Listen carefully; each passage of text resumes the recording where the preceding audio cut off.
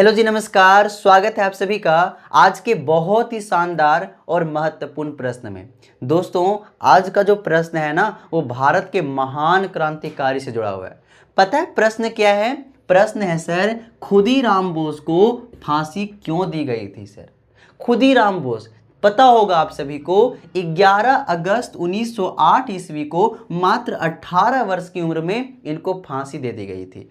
याद रखेंगे सर, इनको ना मुजफ्फरपुर जेल में फांसी दिया गया था। ये जो मुजफ्फरपुर है ना, वर्तमान में बिहार में पड़ता है। उस समय बंगाल प्रेसिडेंसी के अंदर ही आता था। तो दोस्तों, जब इनको फांसी दी गई थी ना, उस समय इनका उम्र 18 वर्ष 8 महीना हो रहा था। कितनी कम उम्र है सर। देखिए ना, क्या जुनून रहा होगा, क्या जज्बा रहा होगा सर कि इतने कम उम्र में देश के लिए शहीद हो गए, हंसते हंसते फांसी पर लटक गए। जरा सोचिए क्या जुनून रहा होगा सर। और आजकल ना हमारे यहाँ 18 वर्ष की उम्र में अपनी गर्लफ्रेंड के साथ घूमते हैं, ठीक है, अपने जीवन को बर्बाद कर रहे होते हैं सर। लेकिन हमें ना इनसे सीखना चाहिए। अपनी मातृभूमि से कितना प्रेम करते होंगे कि इतने कम उम्र में सर ये अपना जीवन त्याग दिए, अपने आप को बलिदान कर दिए अपनी मातृभूमि की आज़ादी के लिए।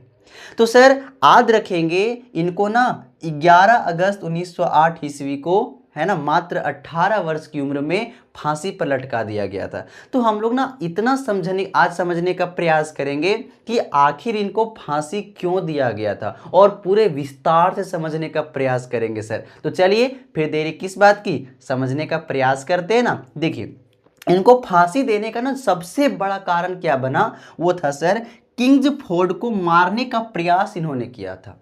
तो अब हम लोग ये समझते हैं ना कि भाई ये किंग्सफोर्ड कौन था, आखिर इसको मारने का प्रयास क्यों किया गया, है ना। हम तो किसी को थोड़ी ना मारने चले जाएंगे, आखिर उसमें भी तो कोई कमियां रही होगी, कोई गलत आदमी होगा तभी तो मारने गए होंगे ना सर। तो आखिर इसको क्यों मारने का प्रयास किया गया, और क्या ये आदमी मरा या नहीं मरा, और इसके वजह से कोई और तो नहीं मर गया, यही बात हम लोग और पूरे विस्तार से समझने का प्रयास करेंगे। तो बड़ा ही शानदार होगा आज की जानकारी, और सबसे ज़्यादा महत्वपूर्ण भी होगा। चलिए जी, समझने का प्रयास करते हैं। देखिए, ये जो किंग्सफोर्ड था ना, ये कलकत्ता का मजिस्ट्रेट था सर, ठीक है, मजिस्ट्रेट, कलकत्ता का मजिस्ट्रेट था, है ना। आप इसे कह सकते हैं दंडाधिकारी। वर्तमान में आप सभी जानते होंगे, एक डीएम जिसे आप कहते हैं, डिस्ट्रिक्ट मजिस्ट्रेट, ठीक है। तो ये भी एक प्रकार के, एक तरीके से मजिस्ट्रेट था, एक कलकत्ता का मजिस्ट्रेट हुआ करता था। और ये जो था ना, एक तरीके से दंडाधिकारी हुआ करता था। और पता है, ये जो किंग्सफोर्ड था ना, ये हमारे बंगाल प्रेसिडेंसी में भारतीय क्रांतिकारियों को अपमानित करने के लिए और उन्हें क्रूर दंड देने के लिए काफ़ी बदनाम था। मतलब बस इसको पता चलना चाहिए कि ये भारत का क्रांतिकारी है, फिर मत पूछिए उसकी गलती है कि नहीं है, बस उसको क्रूर दंड या भयानक दंड जरूर देगा। और इसका सबसे बड़ा उदाहरण पता है कब मिलता है? बंग भंग के दौरान। आपको पता होगा, सन 1905 ईस्वी में जो उस समय का तत्कालीन वायसराय था, जिसका नाम था सर लॉर्ड कर्जन, उसके द्वारा बंगाल का विभाजन कर दिया गया, ठीक है। और जब बंगाल का विभाजन होता है ना, तो वहाँ के लोग को नहीं पसंद था कि भाई बंगाल का विभाजन क्यों कर दिया गया। तो वहाँ के लोग थे, वो विरोध प्रदर्शन करने के लिए सड़कों पर उतर आते हैं, इस बंग भंग का विरोध करते हैं। और पता है, जिन लोगों ने इसका विरोध प्रदर्शन किया था ना, विरोध किया था ना, उन सभी लोगों को ये जो मजिस्ट्रेट था, किंग्सफोर्ड था, वो काफ़ी भयानक दंड, बहुत ही क्रूर दंड दिया था। तो भाई बिना फालतू का आप किसी को दंड दोगे तो बताइए, क्या भारतीय नाराज नहीं होंगे? जरूर होंगे। लेकिन हाँ, हम भारतीय तो जरूर इससे नाखुश थे, लेकिन आपको पता होना चाहिए जो ब्रिटिश गवर्नमेंट थे वो काफ़ी इससे बहुत खुश थे कि नहीं, वाह बहुत अच्छा काम कर रहा है, भारतीयों को सजा दे रहा है ना, हाँ मतलब बहुत अच्छा काम कर रहा है। लेकिन हाँ, उनके मन में डर भी था कि इसको जरूर मारने का प्रयास किया जाएगा। तो दोस्तों, क्या किया जाता है पता है? ब्रिटिश गवर्नमेंट के द्वारा इसको पदोन्नति कर दी जाती है, मतलब इसका प्रमोशन कर दिया जाता है। और प्रमोशन करके ना इसको 17 न्यायाधीश बना करके मुजफ्फरपुर में पहुंचा दिया जाता है। मुजफ्फरपुर जो अभी वर्तमान में बिहार में है, ठीक है। तो ये मुजफ्फरपुर में चल जाता है और वहाँ पर 17 न्यायाधीश बन जाता है। और अब इसके पावर, अधिकार, सुरक्षा सब कुछ बढ़ा दिया जाता है। हर कुछ इसके पावर, अधिकार, सुरक्षा, तीनों कुछ को बढ़ा दिया जाता है। अब मेरी बात को ना बिल्कुल ध्यान से समझने का प्रयास कीजिएगा। देखिए, अब किंग्सफोर्ड को मारने की जो जिम्मेदारी है ना सर, ये उठाती है युगांतर समिति। ये जो युगांतर समिति है ना, ये देश की आज़ादी के लिए सशस्त्र आंदोलन करने वाली एक गुप्त संगठन थी। तो इसी युगांतर समिति के द्वारा ऐसा सोचा गया कि नहीं भाई, अब ये ना किंग्सफोर्ड है ना, इसकी खात्मा करना पड़ेगा, इसका अंत करना पड़ेगा, ये बंदा सही नहीं है। और दोस्तों, इसकी हत्या करने के लिए, इसको मारने के लिए क्या किया जाता है, इस समिति के द्वारा 2 सदस्यीय टीम बनाया गया, 2 सदस्यीय एक समिति बनाई गई। और पता है उस समिति में, उस टीम में किनको किनको रखा गया? तो पहले व्यक्ति थे प्रफुल्ल कुमार चाकी और दूसरे व्यक्ति हैं सर खुदीराम बोस। मतलब ना प्रफुल्ल कुमार चाकी और खुदीराम बोस को चुना गया, किसे मारने के लिए? तो किंग्सफोर्ड की हत्या करने के लिए, किंग्सफोर्ड को मारने के लिए। अब क्या होता है, प्रफुल्ल कुमार चाकी को एक पिस्तौल दिया गया और खुदीराम बोस को एक बम भी दिया गया और एक पिस्तौल दिया गया। मतलब वही बम फेंक करके क्या करना था, उस किंग्सफोर्ड की हत्या करनी थी। अब ये दोनों क्या करते हैं, योजनाबद्ध तरीके से ये पहुंच जाते हैं मुजफ्फरपुर। वही मुजफ्फरपुर सर जहां पर किंग्सफोर्ड का प्रमोशन करके पहुंचा दिया गया था। ठीक है, 17 न्यायाधीश बनाकर वहां पे पहुंचाया गया था। तो ये दोनों मुजफ्फरपुर पहुंच जाते हैं और ये फिर क्या करते हैं, अब किंग्सफोर्ड के बारे में पता लगाने लगते हैं कि ये कहाँ आता है, कहाँ जाता है, कहाँ रहता है, इसका बंगला कहाँ है। सारी बातें ये लोग जानने का प्रयास करते हैं और जान भी लेते हैं। यहाँ तक कि पता है, जो खुदीराम बोस है ना, उनके बंगले में जाकर उनके सामने से भी उनको देख लिया था, ताकि किसी तरह कोई मिस्टेक ना हो और इसको एकदम सीधे सपाचट कर ही देना है।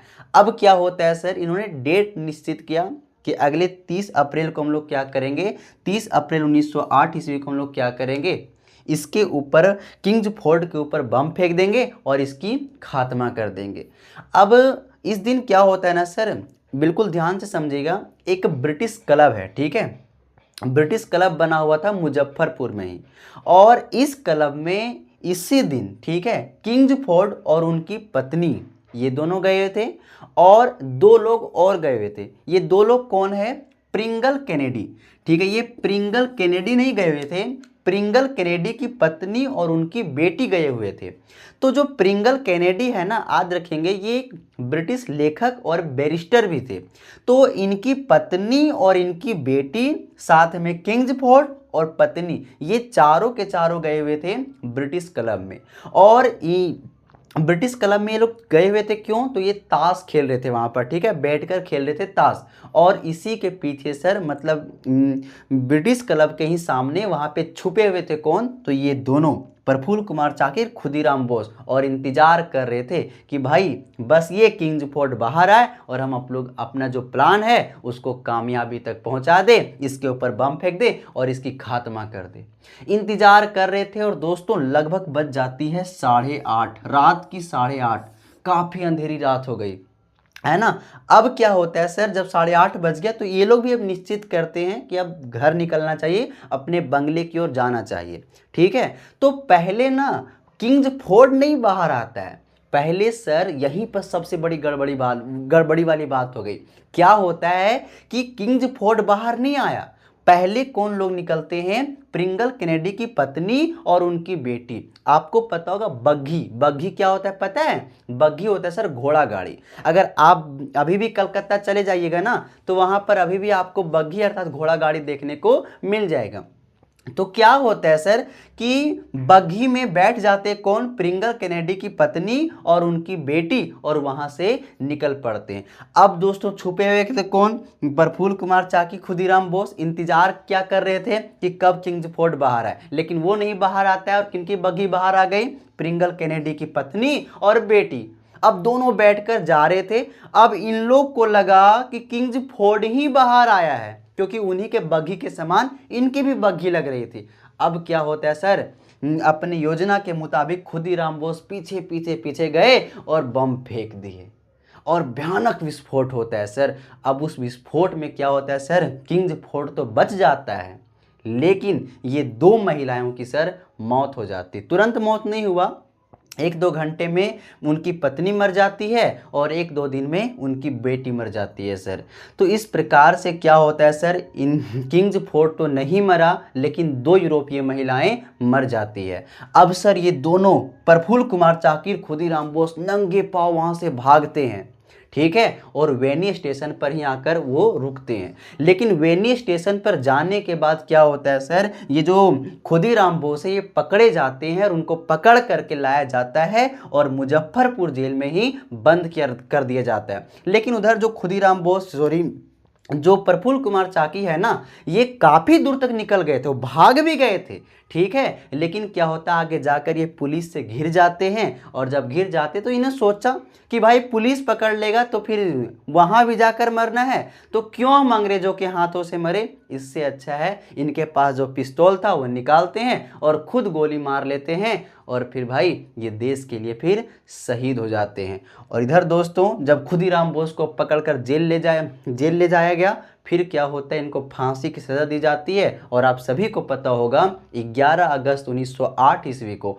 जो हमारे ये जो खुदीराम बोस है 18 वर्ष की उम्र में हंसते हंसते हाथ में भगवत गीता लिए हुए फांसी पर चढ़ते हैं और देश के लिए सर शहीद हो जाते हैं। तो दोस्तों इस प्रकार से हमने आपको समझाने का प्रयास किया कि आखिर खुदीराम बोस को फांसी की सज़ा क्यों दी गई थी। उम्मीद करते हैं छोटी सी जानकारी आपको पसंद आई होगी, और अगर पसंद आई होगी सर तो एक लाइक कीजिएगा, शेयर कीजिएगा और हमारे चैनल को सब्सक्राइब कीजिएगा। तब तक के लिए आप सभी को बहुत बहुत धन्यवाद।